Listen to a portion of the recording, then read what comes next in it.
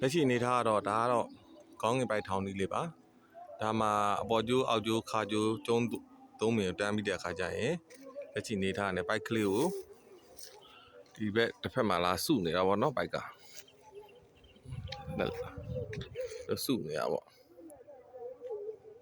စုနေတဲ့ဟာကိုဆွဲပြီးဖွင့်သွားမှာပေါ့နော်ဒီလိုဖွင့်တဲ့အခါမှာကျွန်တော်ဒီလိုကျိုးအသေးလေးနဲ့ဒီပိုက်ရဲ့အပေါ်အစမှာပိုက်ကွင်းလေးမှာရှည်ထားတယ်ပေါ့နော်ပိုက်အဖွင့်ပိတ်လုပ်တဲ့ခါကျရင်ဒါလေးကိုဆွဲပြီးတော့ဖွင့်လို့ရပိတ်လို့ရပေါ့နော်ဒီကျွန်တော်ပိုက်ဖွင့်ပြီပေါ့နော်ပိုက်ဖွင့်တဲ့အခါမှာအပေါ်နှခမ်းရဲ့အောက်နှခမ်းကိုကိုင်းပြီးတော့ဆွဲပြီးတော့ဖွင့်သွားတယ်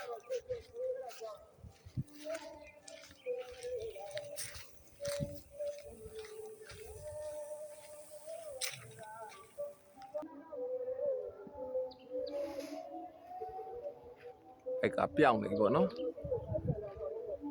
ပိုက်ထောင်တဲ့ခါကျရင်ဒီပိုက်သားကကျိုးပေါ့နော်ကျိုးရဲ့အောက်မှာဒီပိုက်သားဒီလိုဣကြနေလို့ပဲပေါ့နော်ဒါလက်နဲ့ဆွဲမှဣတာမဟုတ်ဘဲနဲ့အိတ်ထွက်နေရမယ်အနေအထားမျိုးလေးရှိရပါမယ်အဲ့မှာငှက်ကဖမ်းမှာပေါ့နော်